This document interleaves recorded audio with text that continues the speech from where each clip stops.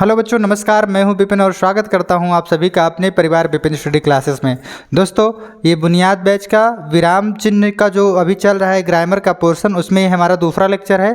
तो आज हम स्टार्ट करेंगे। अगर आपने पिछली लेक्चर को नहीं देखा है तो सबसे पहले इस लेक्चर को देखने से पहले उस लेक्चर को देख लो, ताकि तुम्हारे सारे कॉन्सेप्ट क्लियर हो सके। उसके बाद इस लेक्चर पे आना। तो आज हम जानेंगे प्रश्नवाचक जो चिन्ह है ना, प्रश्नवाचक चिन्ह इस तरीके से बनता है। कैसे बनता है? इस तरीके से, ये ऐसे रहेगा और ऐसे ला करके अंत में ऐसे कर देते हैं। तो ये हमारा प्रश्नवाचक चिन्ह होता है। इसका उपयोग कहाँ होता है? इसका उपयोग प्रश्न पूछने के लिए किया जाता है। जैसे राम कहाँ जाता है, तुम का, कब, क्यों, कब, क्या, कब, कहाँ, क्यों, कैसे, कौन, इस तरीके के जो हमारे क्वेश्चन टाइप वर्ड्स होते हैं ना, उसके लिए इसका प्रयोग किया जाता है। जैसे राम कहाँ जाता है तो इस सिंबल का, तुम कहाँ जाते हो, तुम क्या करते हो, तो इस तरीके के सिंबल, इस तरीके के सेंटेंसेस के लिए हम प्रश्नवाचक सिंबल का प्रयोग करते हैं। समझ गए? अब हमारा आता है विस्मय चिन्ह। विस्मय चिन्ह किस तरीके से होता है? ये उल्टा ऐसे आई बना दो और उसके नीचे ये लगा दो पॉइंट, बिंदु, यानी उल्टा आई। ठीक है, ये हमारा विस्मय बोधक चिन्ह होता है। इसमें क्या होता है, जब अचानक हमारे मुंह से कोई, मन में कोई ऐसी भाव उत्पन्न हो और उसको हम अचानक व्यक्त करते हैं जो हमने पहले से नहीं सोचा हो। जैसे अरे वो जीत गया, अरे वह मर गया, इस तरीके के सेंटेंस। जैसे अरे क्या बात है, क्या बात है, ठीक है, क्या बात है, किसी को शाबाशी दे रहे हैं, वाह मज़ा आ गया, मज़ा आ गया, ठीक है, मज़ा आ गया।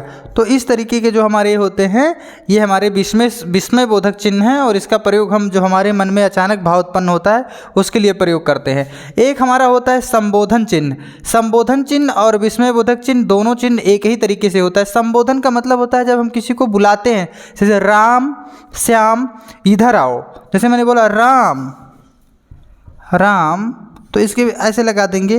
इसको मैंने संबोधित किया, फिर मैंने कह दिया इधर आओ, इधर आओ, तो ये हमारा संबोधन हो जाएगा। एक होता है लाघव चिन्ह, किसी भी चीज़ को संक्षिप्त करने के लिए, मतलब शब्द को संक्षिप्त करने के लिए, शब्द को संक्षिप्त मतलब छोटा करने के लिए, संक्षिप्त करने के लिए इसका प्रयोग किया जाता है। संक्षिप्त करने के लिए,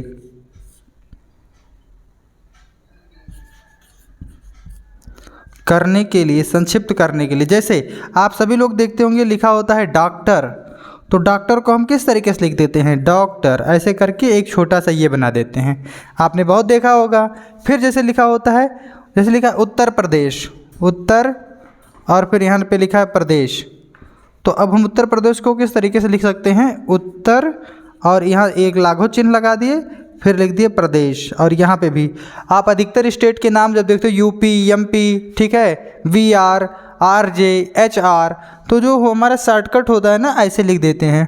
ठीक, जैसे हैं बी और ए, ऐसे लगा के ये लगा दिए। बीएड कोई करता है, कोई एमए करता है, एम ए। अब हम त्रुटि विराम चिन्ह के बारे में जानेंगे। देखो, जो ये त्रुटि विराम का चिन्ह होता है ना, ये जैसे मान लो कि हम कोई वाक्य लिख रहे हैं और बीच में कोई शब्द हमारे दिमाग से मिस हो गया या हम भूल जाते हैं, तो उसके लिए हम इस चिन्ह का प्रयोग करते हैं। जैसे मैं मान लो लिख रहा हूँ कि राम एक, और हमारे दिमाग से मिस हो गया अच्छा, और यहाँ पे मैंने विद्यार्थी मान लो लिख देता हूँ, ये हो गया विद्यार्थी, विद्यार्थी है। मान लो कि आपको यहाँ पे कुछ लिखना था, तो ये जगह आपका नहीं लिखे हो आप, तो ये करने के बाद आप यहीं पे लिख सकते हो अच्छा, राम एक अच्छा विद्यार्थी है। इस तरीके का सिंबल, तो ये हमारा चिन्ह होता है त्रुटि विराम चिन्ह। ठीक है, उसके बाद से हमारा होता है योजक चिन्ह। जो योजक चिन्ह होता है उसका सिंबल इस तरीके के बनता है, एकदम माइनस की सिंबल की तरह जो मैथ में होता है। इसका प्रयोग हम हमेशा विलोम शब्द जो होता है, अधिकतर देखते हो आप, सारे विलोम शब्द में इसका प्रयोग होगा। इसका द्वंद्व समास एक समास है, ये मैं आपको पढ़ाऊँगा। द्वंद्व समास में इसका होता है, और भी जितने भी विशेषण होते हैं ना, उसमें इसका प्रयोग किया जाता है। देखो, जैसे विलोम शब्द, जैसे दिन, और इसके बीच में हम लगाएंगे योजक चिन्ह रात। ठीक। ये जो द्वंद्व समास है, द्वंद्व समास में जैसे हो गया माता पिता। कोई विशेषण ले लो, जैसे काला और गोरा। तो इस तरीके के जो हमारे वर्ड्स होते हैं उसमें हम योजक चिन्ह का प्रयोग करते हैं। अवतरण चिन्ह कैसा चिन्ह होता है? अवतरण जो हम ऐसे कहते हैं ना कि वो बच्चे बोलते हैं उसको कोष्ठक में बंद करो, लेकिन कोष्ठक नहीं होता, एक सिंबल होता नहीं जो हम इसमें लिखने के बाद डबल इन्वर्टेड कामा भी मत करते हैं इसको, तो इसको हिंदी में बोलते हैं अवतरण चिन्ह। कौन सा चिन्ह बोलते हैं? अवतरण चिन्ह। इस चिन्ह में कैसे करेंगे? देखो जैसे लिखते हैं विज्ञान, वरदान या अभिशाप, देखते हो ना आप, तो इसको हम अंदर लिख देंगे वरदान या अभिशाप। अभिशाप इसको मतलब किसी की कही हुई बातों को उसके इसी जो है अवतरण चिन्ह के अंदर हम बंद कर देते हैं। समझ में आया? एक होता है तुल्यता बोधक चिन्ह। तुल्यता बोधक चिन्ह क्या होता है? ये इस तरीके का डबल माइनस बोल दे तो डबल, ये बराबर की वस्तुओं को दिखाने के लिए इस चिन्ह का प्रयोग किया जाता है। जैसे लिख सकते हो ना 1 किलो बराबर 1000 ग्राम, तो यानी हम ये बराबर है कि नहीं, 1 किलो चाहे लिखो और चाहे 1 किलोग्राम लिखो और चाहे 1000 ग्राम लिखो, और इसको हम इस सिंबल से दर्शा सकते हैं। ठीक। फिर देखो एक होता है लोप चिन्ह। कैसा चिन्ह होता है? लोप चिन्ह। ये इस तरीके का होता है, एक छोटा सा गोला। ये क्या होता है? शब्दों को संक्षिप्त करने के लिए इसका प्रयोग किया जाता है। शब्दों को संक्षिप्त करने के लिए, शब्दों को संक्षिप्त करने के लिए इस शब्द का प्रयोग, इस सिंबल का प्रयोग किया जाता है। जैसे आप सब बहुत देखते हो लिखा रहता है डॉक्टर, लेकिन कोई डॉक्टर इस तरीके से थोड़ी लिखता है अपने नाम के आगे, वो ऐसे करने के बाद एक छोटा सा ये लगा देते हैं। इंजीनियर, इंजीनियर लिखा होता है ना, तो सब क्या करते हैं? ऐसे लिख देते हैं EZ। ठीक। किसी की डिग्री उग्री लिखने के लिए जैसे MA B.Ed, इन सारी डिग्रियों को हम किसमें?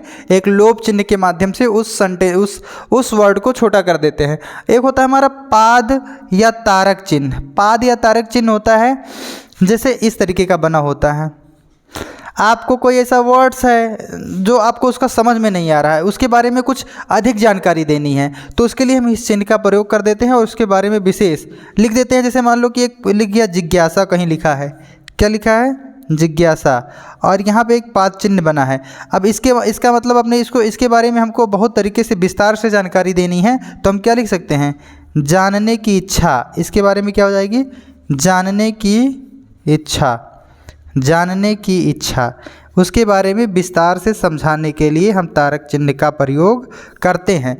तो अब तक हमने 13 सिंबल का उपयोग और उसके बारे में जाना। अब अभी हमारे 7 और बचे हैं, उनका भी हम जान लेते हैं। ठीक है। अब ये जो 14 नंबर पे आपका कोष्ठक का चिन्ह होता है ना, यह किसी चीज़ को समझाने के लिए होता है। ठीक है। ये मान लो कोई वर्ड लिखा हुआ है, कोई वर्ड लिखा है और आपको समझ में नहीं आ रहा है, तो उसको हम कोष्ठक लगा करके उसका जो मीनिंग्स होता है आपकी भाषा में उसको लिख दिया जाता है ताकि आप समझ जाओ। ठीक। एग्जाम्पल के लिए जैसे कोई चीज़ लिखा है, जैसे मान लो कि लिखा है संस्कृत में ही लिखा गया है अष्टादश। अब आपको ये चीज़ नहीं समझ में आ रही, तो इसको कोष्ठक में हम ऐसे करके लिख देंगे 18। ये क्या होता है? 18। तो आप कोई इसका मतलब समझ में आ जाएगा। एक होता है विवरण चिन्ह। जब हम किसी भी चीज़ को एकदम विस्तार में लिखते हैं ना, तो उसके लिए लिख देते हैं। जैसे लिख दिया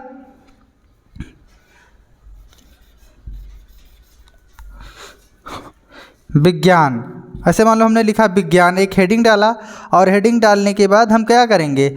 ऐसे पॉइंट करेंगे और ऐसे खींच देंगे, और विज्ञान के बारे में हमको जितना कुछ लिखना है, बहुत बच्चे कहते हैं ऐसे करके ऐसे कर देते हैं, जो कि एकदम गलत है। हमको ऐसा नहीं करना चाहिए। हमारा ये विवरण चिन्ह इस तरीके का होता है। ऐसे दो बूंदी बनाओ और एक लाइन खींच दो और उसके विषय में तब लिखो। ठीक है। ये हमारा विवरण चिन्ह होता है।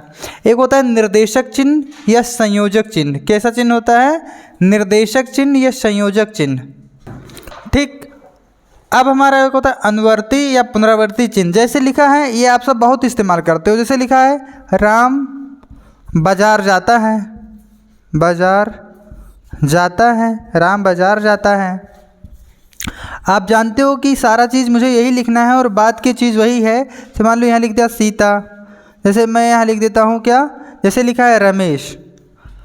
अब आपको दोबारा वो सारे वर्ड्स नहीं लिखने, आप इस पुनरावर्ती या अनुवर्ती चिन्ह का प्रयोग करके आप उसको लिख सकते हो। एक होता है हमारा दीर्घ चिन्ह, किसी भी चीज़ को बड़ा करने के लिए। दीर्घ चिन्ह आप सब जब दोहा पढ़ोगे ना, दोहा, तो उसमें इसका प्रयोग करने को देखने को मिलेगा। एक होता है लोप का चिन्ह, जो हम बीच बीच को एकदम गायब कर देते हैं। जैसे मान लो लिखे 1 2 3 4 5 और ये ऐसे ऐसे ऐसे लगाते लगाते हम लिख दिए 97 98, ठीक है, 99 और 100। तो ये हमारा बीच का क्या हुआ, वो सारी चीज़ें हमारे लोप हो गई। तो इस तरीके से आज हमारा विराम चिन्ह का सारा क्लास समाप्त होता है। हमने इसको 2 लेक्चर में समाप्त कर दिया। अगर जो बच्चा पहला लेक्चर नहीं देखा है, सबसे पहले उस लेक्चर को क्लियर कर लो, उसके बाद इस लेक्चर को देखो, फिर तुम्हारे एक भी क्वेश्चन इस विराम चिन्ह से नहीं छूटेंगे। तो मिलते हैं हम एक नई क्लास में, तब तक के लिए जय हिंद, जय भारत, जय माँ सरस्वती।